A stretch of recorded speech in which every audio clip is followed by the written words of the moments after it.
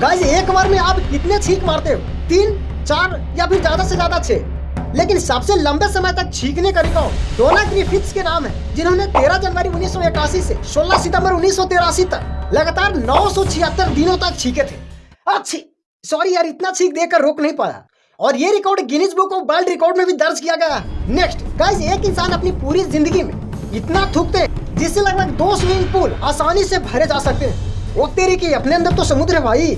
Next guys, एक सामान्य व्यक्ति अपने पूरे जीवन काल में लगभग 35 टन खाना खा जाता है। नेक्स्ट, प्यार जो होता है वो इंसान के दिमाग पर कोकीन के नशे की तरह काम करता है, इसलिए भाई प्यार से थोड़ा बच के